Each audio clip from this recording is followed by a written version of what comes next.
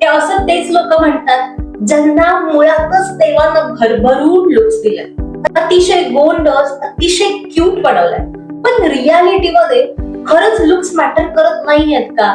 भाई, आपण कलियुगामध्ये आहोत आणि कलियुग में सब कुछ मॅटर करता है. येस, आपले लुक सुद्धा मॅटर करतात. जेव्हा आपण फर्स्ट टाइम एखाद्याला भेटतो ना, तेव्हा त्याला माहिती नसतं आपला स्वभाव काय, आपली वागणूक काय आहे. मग तो आपल्याला कशावरून जज करतो? तर आपल्या लुक्स वरून जज करतो. आय एम नॉट सेइंग की लुक्स म्हणजे सुंदर दिसणं, पण पर्सनॅलिटी, येस, पर्सनॅलिटी मॅटर करते. मग पर्सनॅलिटीसाठी सगळ्यात इम्पॉर्टंट काय आहे? तर स्किन केअर रुटीन आहे.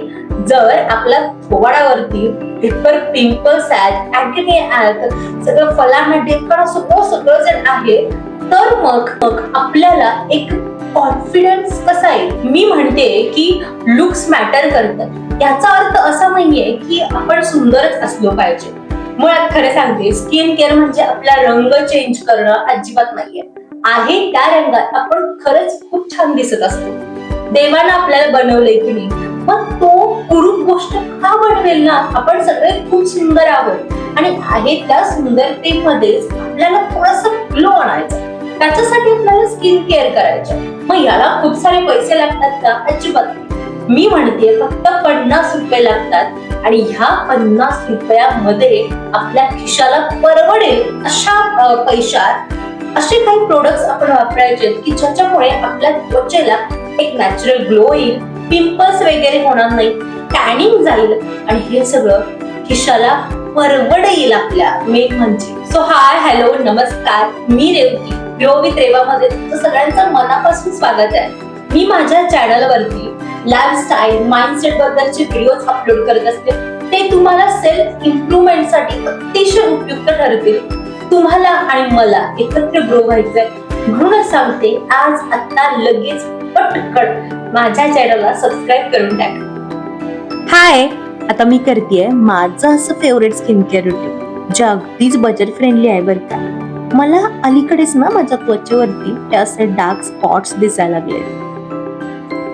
हा फेस वॉश माझा लय लय लय फेवरेट फेस वॉश आहे. जॉयचा पपया फ्लेवरचा फेस वॉश. अजिबात प्रमोशन वगैरे करत नाहीये किंवा मला याचे पैसे वगैरे पण मिळणार नाहीयेत, पण जेन्युअनली फीडबॅक देते. ज्यांना डार्क स्पॉट्स आहेत ना त्वचेवरती, त्यांनी हा खरंच वापरला तर अतिशय भारी फेस वॉश आहे. हा खरंच युजफुल ठरतो बरं का. मी एकदम हलक्या हाताने फेस वॉश करते आणि हे ना तितकंच रिलॅक्सिंग पण आहे. ग्लो देख रहे हो. मी फेस पॅक लावायच्या आधी स्टीम घेते. त्यासाठी पाण्यामध्ये 2-3 थेंब रोज वॉटरचे टाकायचं आणि ते पाणी मंद आचेवरती उकळून घ्यायचं. यानं ना काय होतं, आपली पोर्स खुलतात आणि आपण जो काही फेस पॅक लावतो ना, त्याचे गुणतत्व जे काय असतात ते त्वचेला मिळतात. आधी तरी ओढणी असते आपल्याकडे, ती कधी कामाला येते, कशी कामाला येते. आज स्टीम घेतल्यानंतरचा इन्स्टंट ग्लो. हा स्वस्तात मस्त माझा फेस पॅक मी दाखवते तुम्हाला. मुलतानी माती मी घेतलीये, त्याच्यानंतर चंदन पावडर, थोडीशी हळद पण त्याच्यामध्ये टाकायची आणि रोज वॉटर जर असेल तुमच्याकडे तर रोज वॉटर टाकू शकता, किंवा जर रोज वॉटर नसेल तर आपल्या घरातलं साधं स्वच्छ पाणी देखील टाकलं तरी चालतं. आणि हे मस्त एकजीव करून घ्यायचं, मिक्स करून घ्यायचं आणि हा फेस पॅक स्वच्छ चेहऱ्यावरती लावायचा. म्हणजे फेस पॅक लावताना ना स्वच्छ पाण्याने चेहरा आधी धुवून घ्यायचा आणि मग हा फेस पॅक लावायचा. ह्याच्यामध्ये मी मुलतानी माती का घातलीये, कारण मुलतानी माती काय करते, ऑइल खेचते, त्वचेला आतून थंड करते आणि पोर्स खुलतात आपले बरं का. आणि नॅचरली त्वचा निखरते, पिंपल्स वगैरे जातात. की तुम्हाला आयुर्वेदिक दुकानात ना मला वाटतं 30 रुपयापर्यंत मिळून जाते. आणि चंदन पावडर बद्दल तुम्ही काय बोलणार. चंदन पावडर ना टॅन रिमूव्हर आहे बरं का. थोडीशी मुलतानी मातीपेक्षा चंदन पावडर कॉस्टली आहे, साधारण एक 50 ते 60 रुपयापर्यंत मिळून जाईल. आणि रोज वॉटर, भाई मी माझा पर्सनल एक्सपिरियन्स सांगते. रोज वॉटरमुळे ना चेहऱ्यावरचे डाग धब्बे निघून जातात. आता माझा फेस पॅक वाढलेला आहे. आणि हा माझा नॅचरल ग्लो. फेस पॅक नंतर ना त्वचा थोडीशी रफ होते, सो ती मॉइश्चराईज करायला पाहिजे आणि त्याच्यासाठी ना मी नॅचरल मॉइश्चराईज वापरते, ते म्हणजे कच्चं दूध. कच्च्या दुधात ना एकतर नॅचरली त्वचा इतकी छान क्लिन्झिंग होते आणि प्लस खूप मुलायम होते आणि हे नॅचरल आहे, त्याच्यामुळे नॅचरली ग्लो सुद्धा खूप छान येतो. सो इथं कसं सगळं नॅचरल नॅचरल नॅचरल आहे.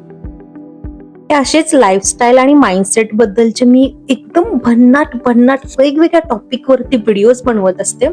सो प्लीज माझ्या चॅनलला सबस्क्राईब करा, कारण आपल्याला आयुष्यात ग्रो व्हायचंय ना.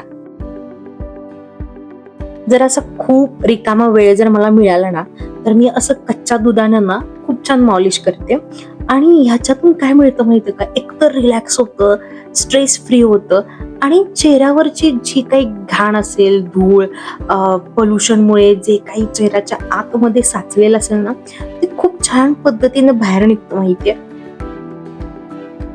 सो आता लावते चेहऱ्यावरती आईस, बर्फ. खरं सांगते, इतका नॅचरली एकदम असा पिंकिश ग्लो येतो माहितीये ह्याच्यामध्ये. हे रोज करायचं, रोज न चुकता करायचं. एकतर सकाळी करा किंवा संध्याकाळी करा आणि एकतर टाईट त्वचा होते, ऑइल कंट्रोल होतं. बघताय ना कसा टोमॅटो सारखा लाल बुंद चेहरा झालाय माझा. आता मी इथे घेते बदाम तेल. बदाम तेलात ना त्वचेला आतून पोषक तत्व खूप भारी प्रमाणात मिळतात. एकतर ह्याच्यामुळे चेहऱ्यावरचा जो काही थकवा असेल, रुखापण असेल, तो निघून जातो आणि नॅचरली त्वचा हायड्रेट होते. हे खूप महत्वाचं आहे. सो मी मसाज करते हलक्या हातानं. मी युट्यूब वरतीच एक 2-3 व्हिडिओज बघितलेत. जेवढं काही मला माहिती आहे मसाज बद्दल किंवा फेस योगा बद्दल, ते सगळं मी करते. खरं सांगते, ते इतकं रिलॅक्सिंग, इतकं स्ट्रेस फ्री असतं ना. मला माझ्या आयुष्यात एकच रिग्रेट आहे की मी हा फेस योगा किंवा फेस मसाज मी आधीपासून का केलं नाही. जर मी केलं असतं ना, तर एक खूप भारी चेहरा मला मिळाला असता, एक टोन चेहरा किंवा एक नॅचरल ग्लो असलेला चेहरा मला मिळाला असता. आपलं ब्लड सर्क्युलेशन इतकं छान होतं आणि त्याच्यामुळे डेफिनेटली त्वचेवरती एक छान ग्लो येतो आणि हे अँटी एजिंग साठी सुद्धा अतिशय भन्नाट आहे बरं का. हा माझा सगळ्यात आवडता फेस योगा आहे बरं का. म्हणजे काय करायचं, आधी श्वास आपल्या तोंडामध्ये घ्यायचा, तो लॉक करायचा बोटाने आणि 1 ते 5 मिनिटं ठेवायचं. खूप भारी वाटतं, खूप भारी. वाव, एकदम इन्स्टंट नॅचरल ग्लो आलेला आहे माझ्या चेहऱ्यावरती. It's time to golden tips.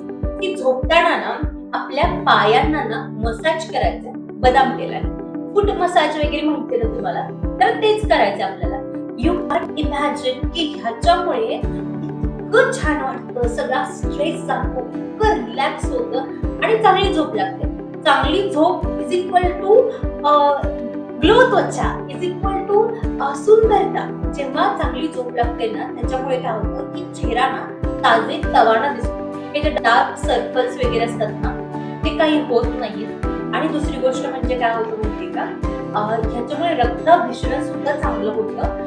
आणि सेकंड माझ्याकडे गोल्डन टिप्स अशी आहे की झोपण्यापूर्वी आपल्या नाभीमध्ये सुद्धा ना 2 थेंब बदाम तेलाचे टाकायचे, किंवा जर आपल्याकडे तूप असेल तर आपण तूप सुद्धा वापरू शकतो. पण मी बदाम तेल वापरते म्हणून मी बदाम तेलाबद्दल तुम्हाला सांगते. ह्याच्यामुळे डायजेशन सिस्टीम चांगली होते, एकतर थंडावा राहतो आणि आपली डायजेशन सिस्टीम जर चांगली झाली असेल तर पिंपल्स वगैरे आपल्याला होत नाही.